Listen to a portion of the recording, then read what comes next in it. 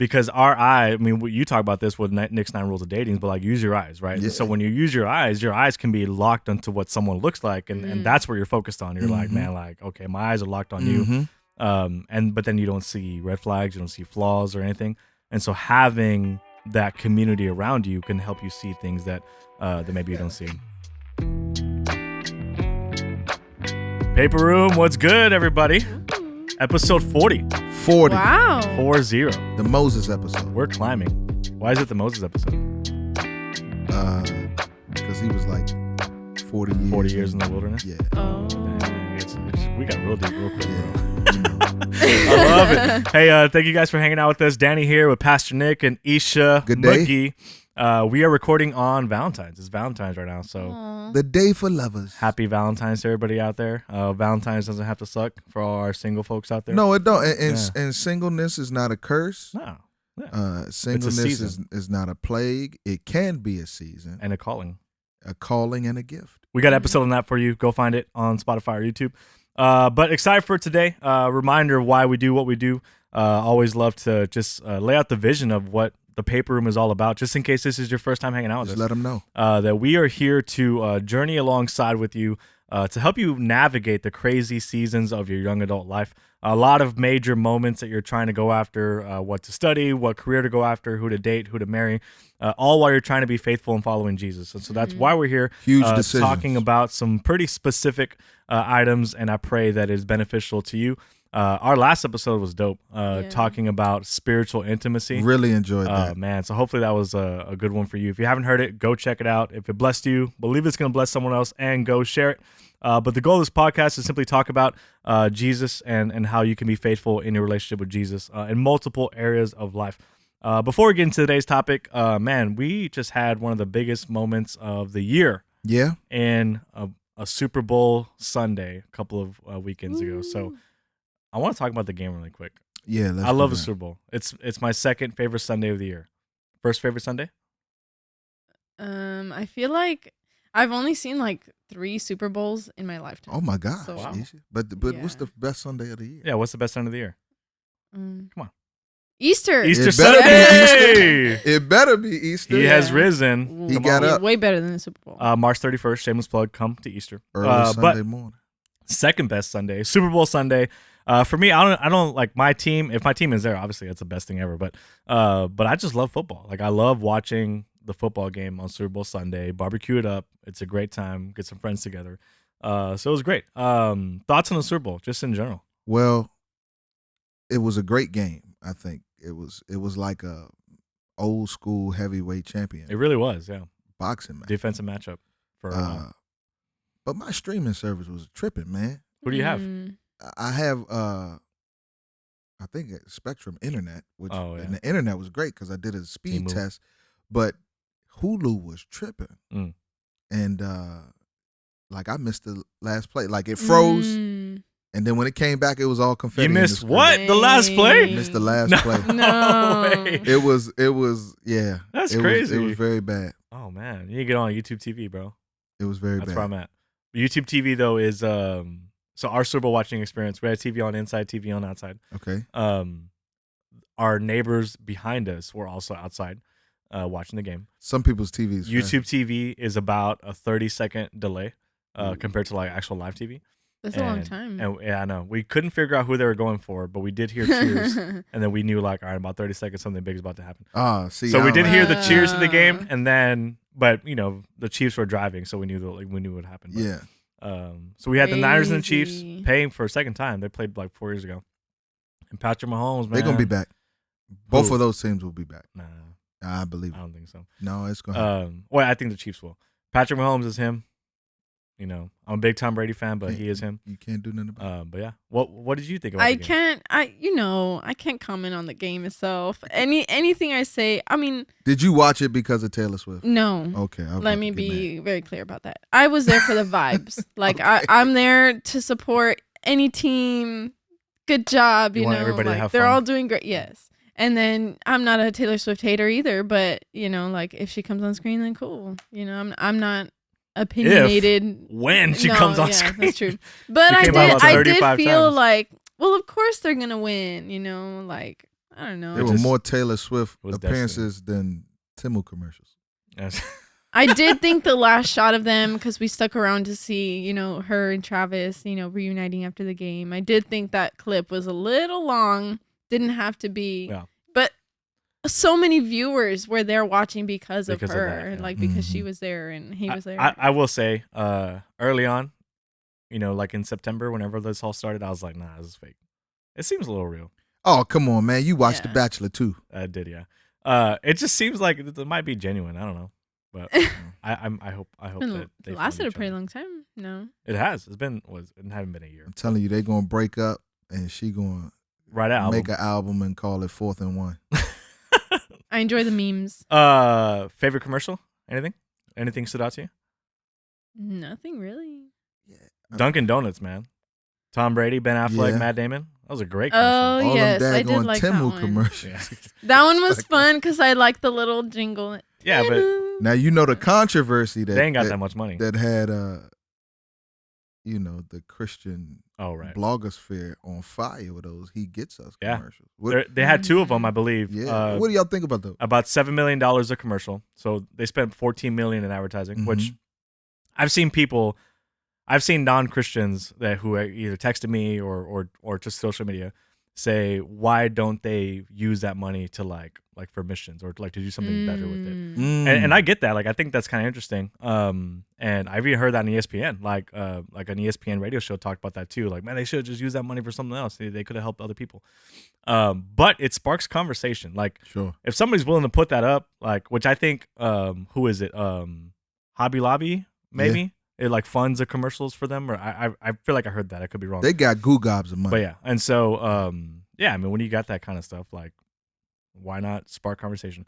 Yeah, it is interesting to see. It did spark a lot of conversation and a lot of memes. But I think either way, like the message itself could have been done differently. Everybody has their opinion, but to me, the name of Jesus is still being said on a big platform. Yeah. So on the biggest platform, whether or not people like the way it was done, like his name is still being put out there. Yeah. Right. So not everybody's going to have the discernment to say like, well, that wasn't, done the best way or whatever. Yeah. And I mean, if one person, was impacted in the way to give their life to Jesus. Exactly. That's where I'm at. It? Yeah. Right. I'm it 100% is. And so that's it's always interesting to me what we fight over. Right. And so yeah. And I go back to Philippians chapter 1. That's what Paul said. like so what? Christ is preached. Christ is right? preached. Without a rivalry or jealousy or envy, like it doesn't matter. Yeah. And so I go back, like, it's the church is so loud at critiquing each other rather than celebrating. And so we want to get so straight on our proper theology and everything. So then we put it out there, whatever. But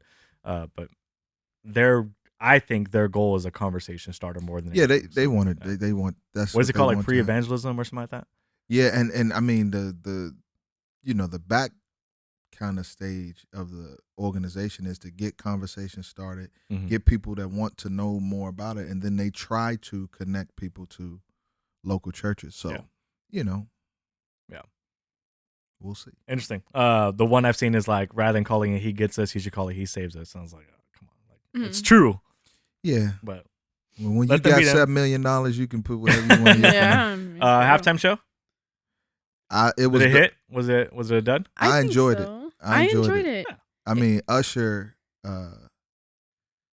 he has some hit songs, and to be able to keep all of those hits coming like that, it was just crazy. And then when he was roller skating, me that was just crazy. That roller skate scene, I was like, man, I wish I could have roller skated. But did y'all see the girl that fell off the stage? No, I saw people like flying in the air. Like just throughout. I was like, a lady fell off the stage. Wow. Oh dang! Like one of the dancers? One of the roller skaters. Yeah. So it's live. Watch out, bro. No, yeah. I mean, it felt like nostalgic or like a throwback to like the early 2000s or whatever. So I enjoyed it. That's crazy. I loved it. Little party. We're all waiting on Bieber to come out. He didn't come out. Yeah. He was at the game though. Yeah, he was there. He was asked to do it. Who would you want to see do the Super Bowl show? Justin Bieber. Justin Bieber. Yeah. For real? Yeah. Actually, we were talking about this last night at our community group. They were all like, Pink would do a great job. Like, she already did it. I don't know. I don't remember. I haven't watched very many Super Bowls, but yeah, they were just throwing out names. I can't think of another one, but that was one of them. You? I would love to see Justin Bieber, but Man, I want to see like an old school band like Earth, Wind and Fire. Now they came out with somebody, but they haven't done it themselves. Mm. I think if they did it themselves, one of my favorite Super Bowl halftime shows still is Coldplay. I loved that one because they did. I think they brought out Beyonce. Yeah, they brought Bruno. They brought out Bruno. Like that was such a fun. Yeah, fun that was. Man, that was such a great one. All right, Super Bowl. That was great. Loved it. Do you know who won? Chiefs. Good job. Hey, March Madness is coming up for Isha, so start studying. Okay. We got to fill out our got the bracket. hands ready. Yeah, the hands. Oh, yeah. By the way, if you're watching on YouTube and not listening on Spotify, we do have a guest mascot with us. Woo! Henrietta. Just named her. Created by Potter Threads. If y'all know our friend Ty Potter. Go follow him on Instagram. Mad now talented. they pay $7 million to get their stuff shouted out during the Super Bowl. Yeah. We're gonna need a cut of that. Come on, Ty. So $7 million to the paper room. Yeah. We're gonna need 7%. All right. So we recently started a series for young adults on Tuesday nights called Soft Launch, Hard Launch, about just dating and relationships. Explain that concept to me, because I'm I'm a kind of social medially chronologically challenged, and I didn't know that this was a thing. So explain that, because some people might. They don't know what it is yet. They don't know. I didn't know what it is either until someone just said, here's what I did. I asked Megan, our intern. I said, what's trendy right now for dating on social media? And she was just like looking at stuff. She was like, oh, soft launch, hard launch. And I was like, what is that? And so apparently it's like when you post a picture and it's like maybe you're holding hands with somebody and that's all you see. So they're like, I'm dating somebody. You can see the picture of us holding hands, but I did that with Ben. But you don't know who it is. Yeah. But that could be like your uncle hand or something. Like you be lying or something like that. Well, not like that, but you know. Yeah. And so, but then it swipes to like a full picture of them, right? So it's like a soft launch, Then or maybe not hard. swipe. Maybe it's a later post. Were you like ashamed of like posting that? No, I wanted to be a little mysterious. Shout out to Ben. And so Shout out to Ben. I don't know. I don't think it's not like a shame thing. It's like it's like you're soft launching your. Well, how long previewing, is so. the soft launch phase? Like how many? Like do Yeah, you do the it's hands per couple? Then bro. you do your cups. Yeah, hands with the cups in them. Usually elongated is a little awkward. Right. And like, are you hiding something? The And one then that I saw was the same post, and they swiped it, and so it's like soft launch, and then boom. Hard And launch. then does both parties have the same soft launch? Yeah, I feel like it's probably a girl thing. Yeah. To do it, the guy probably doesn't really care, but I don't know. That's just fine. The guy would be on no launch. But I mean, yeah, that's straight up just a social media trend that we're using to promote the series. But a moment of celebration. The start of the series, we had our highest young adult attendance. Let's go, We the North. 167 people. That was fantastic, and so what? loved it. the People North. want to talk about dating, and so with that, we're going to continue the conversation on Paper Room. We had an episode already on spiritual intimacy. Yeah. So throughout this series, we have like another 3 more Tuesday nights of this. At the time of this recording, we're just gonna sprinkle in some Paper Room episodes on dating. We did get a lot of questions in, so we're gonna try to answer as many as we can. Good. And one of them was like things to do before you get engaged. Rather than doing a Paper Room episode or a Tuesday night lesson, we actually tapped into Isha. She posted on her personal page just like advice of things to that's do good. before getting engaged. We repurposed that and threw it on our young adult page, so go check that out if you want just some advice on things you should go after before getting engaged. Which is great content. But I love the topic of dating. Go back to the reality that the Bible doesn't talk a whole lot about the topic of dating. But it does talk a whole lot about being a believer and follower of Jesus, right? And how that reality of believing in Jesus should affect every aspect of our life, including our relationships, and talks about living worthy of the gospel. So a phrase that I say really, really often is, as believers of Jesus, we ought to reflect and represent Jesus in every aspect of our lives. That's good. And so we should be reflecting Jesus in the context of dating and what that looks like. So how you follow Jesus should affect how you then date. That's like our baseline, our foundation. But then we want to go after specific topics and questions. So for this one, we're going to look at listening to our friends or going after our feelings, right? And so the vibe here is maybe you're in this moment or season of you're pursuing somebody, or somebody slid into your DMs, and now you're going to get coffee, and it was a good first hangout. You kind of felt like maybe a little spark, and you want to maybe take the next step with this person, not of making anything official or labeling this relationship, but you're just interested in each other, right? You're in the investigation stage, as you called it last time. But then you have like a friend who's like, hey, I know this person, right? Sure. I seen their Instagram. Yeah. I seen their Finsta. I seen everything about them, right? Yeah. And so they start chirping into your ear. And so I want to talk about that dynamic of how much advice should we listen to that our friends maybe give us when it comes to the feelings that we might be having for somebody that we maybe want to pursue, right? And so really just with the first baseline question, considering that reality, what should we do whenever our friends are telling us one thing, but maybe our feelings are leading us in a different way? Let's start there. Yeah, I mean, all of this just requires discernment and wisdom. Obviously, we can say the easy answer is to seek God, and everything, take our feelings to God. But I also think our friends' advice, it's not always negative. It's not always bad. Right. Like it could be like hyping somebody up, and we also need to be careful with that. Yeah. You're like, my bad. And because then we can also take the whole danger, I think, with this is that we allow, maybe it's just one voice, but multiple voices or multiple opinions about somebody kind of overshadow what our discernment is from God, what God would open our eyes about the person.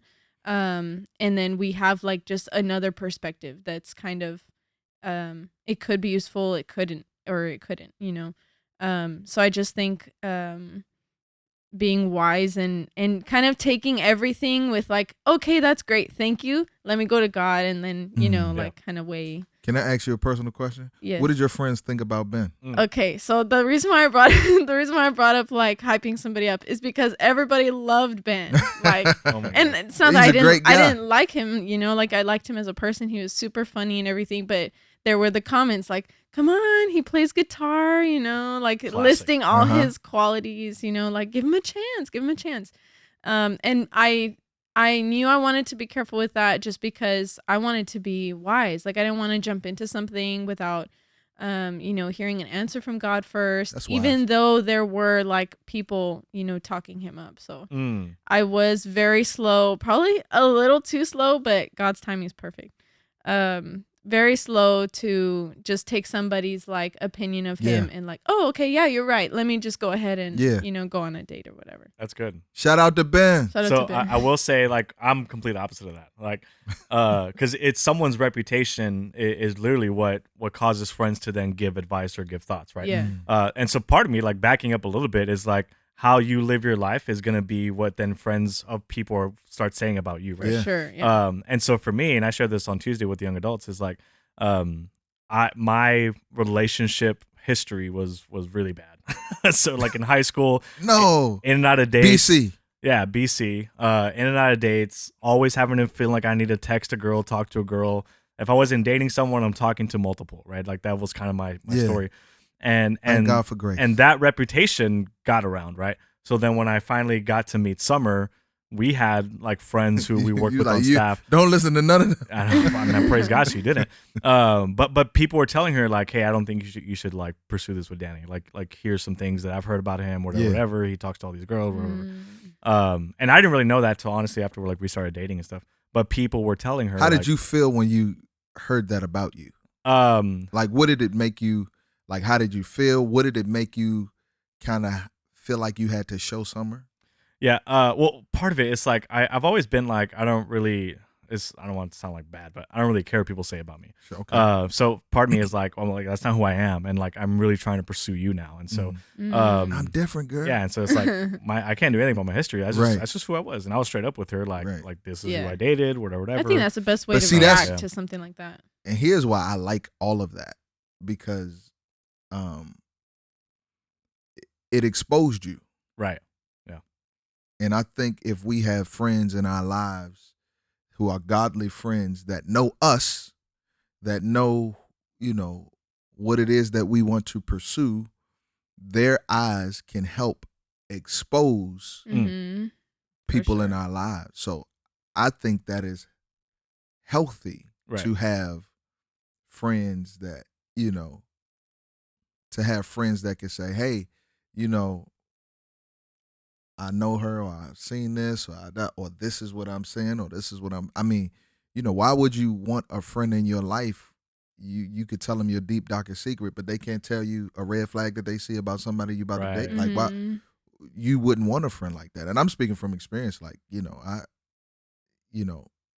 I've lost friends over stuff like this, which is not bad. When people are really emotionally invested, people gonna make a choice, and I get that. People gonna make a choice.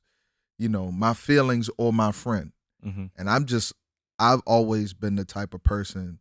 I never want to be like the Monday morning quarterback. Like, man, I should have said something. I remember. I mean, that happened in college. Yeah. One of my boys. We knew each other from D.C. Ended up going to the same college. Got to school. He had a significant other, and I was hearing things about this, and I'm like, listen, if my friends knew stuff about my significant other and they didn't tell me, I would be mad at them. Yeah. I never want to be that friend. Well, I said something. Well, we ain't friends like that no more. But you got to take that risk, right? And you do have to. Here's another thing: when you date, you do have to understand that if I'm taking my feelings into account more than I take my friends into account, that's going to do something to my friendship. I mean, you got to be comfortable with that.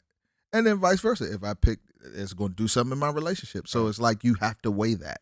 Yeah. And that's really all you can do. You take what you have, the information, and then you have to take a step, right?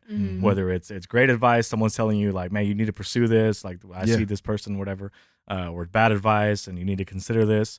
And you take what you have, and all you can do is take a next step. But right? don't ignore it. Don't try to unsee what you see. Right. Yeah. And sometimes your friends can help you. Like, yes. Because our eye, I mean, you talk about this with Nick's 9 rules of dating, but like use your eyes, right? Yeah. So when you use your eyes can be locked onto what someone looks like, and that's where you're focused on. You're like, man, like, okay, my eyes are locked on you. But then you don't see red flags, you don't see flaws or anything. And so having that community around you can help you see things that. Now, if you have a hating friend that everything I you're was doing, about they to a say hater, that. Right, go into well, that. they shouldn't be your friend, and you don't know how to pick good friends. I was about to say, there's a way to do it too, because Right, I did experience someone one time, like, they had just seen like a message on my phone from somebody that I was just like, getting to know or something. And they went off like really aggressively, like, oh, well, you shouldn't be talking to this person, X, Y, and Z. Like, this is who they are. And I've heard this about them. Like, but in a very like abrupt, aggressive way, which doesn't help the person that has feelings. Like, feelings are feelings. If somebody feels a certain way, it's not kind to just go and burst their bubble. It's kind of a sit down, like, hey, I just, I've seen this, like, in a, you want to be sensitive to other people's, thoughts and feelings, but to be honest, but be kind. I think there's a way to do that without like hurting somebody, because that hurt me, and then that caused me to like hurt the other person, because then I actually like, I feel so bad. I like really cut them off because of that person. Right. They had an influential voice. So then I was like, oh, okay, yeah, you're right. And then I felt really bad that I did that to that person without, like gently, this isn't gonna work out. Yeah. And you see like the whole idea with friends' advice, like in scripture with Job, and he's going through a ton of stuff, and his friends for a moment they did the right thing. They just sat there with him after he's walking through all the craziness that happened in his life, with what his story.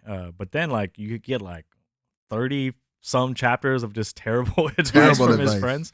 And so, but then I love what Job does is he continually goes back to God, right? And which is what you said a while ago. Like, we take the information that we can get.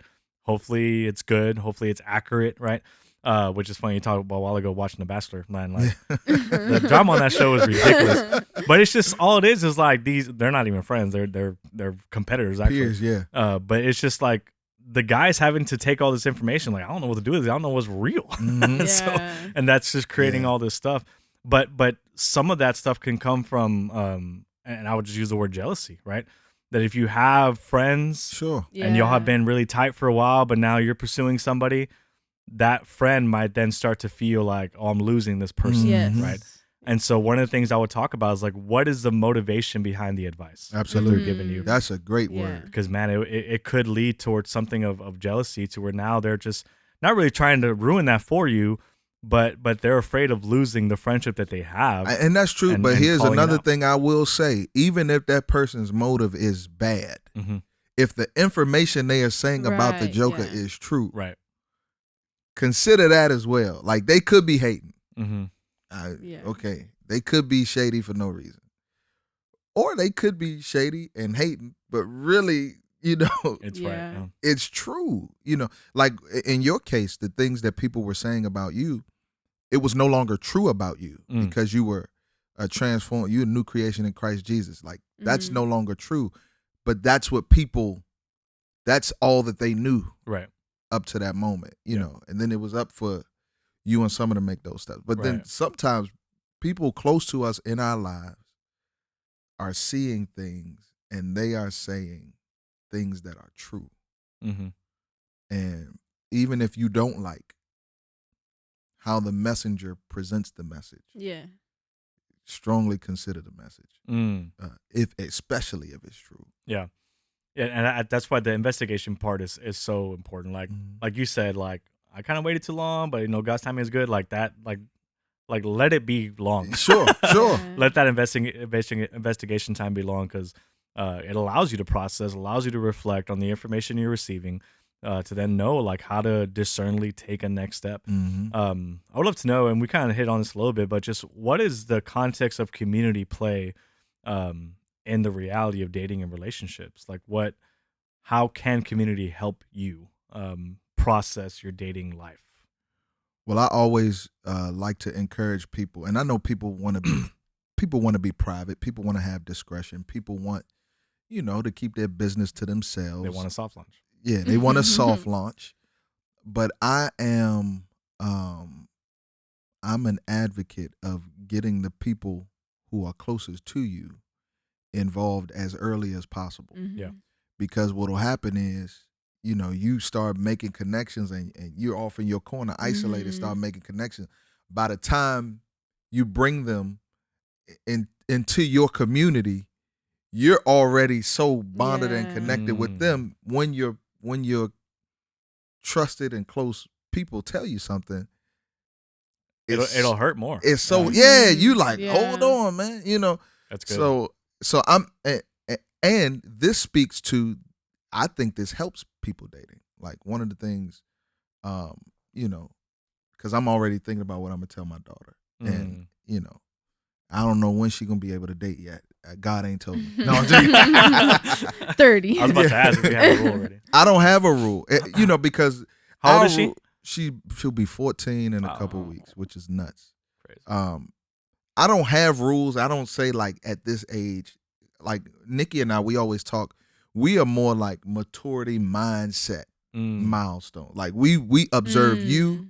Like, you could be 15, but if you're not mature and don't have a mind, I don't care how old you are. Right. You ain't getting it, or That's you good. can't. So that's how we are. We haven't crossed that bridge when it comes to dating. But one of the things that I will encourage my daughter is this: say, hey, I want you to be able to bring whoever you want around. I do. But you need to be mindful of who you bring around. Like, just be mindful of that. Yeah. Because you're going to have people around your space, around my space. You know how I am. Y'all know how I am. You got to be mindful of the people that you are inviting in your life, because you're not just inviting them into your life. Right. You inviting them to mine. That's good. And I think we need to talk about that. We need to talk about that. Do y'all think, as far as like the context of community of having those trusted voices, like, I don't know, this may be a weird question, but like how many voices should we allow? Like, there may not be like, it has to be this many, but like, is there too many? Is there too little? Like, what is that? What do y'all think that might look like? Man, that's a good question. Yeah, I mean, we can't like put a number on it, Right. but I would just say, think about the history of your closest friends, like of their characteristic history. Because if you feel that, like, okay, if I want to tell this person, let me sit and think about it for a second. This person in the past, it's not to hold anything against them, like, but even recently, over the past few months, they've not been super honest with me about something, or maybe they have shown some I don't know, just tendencies in their character that would cause me to feel that they would react in a certain way to the information.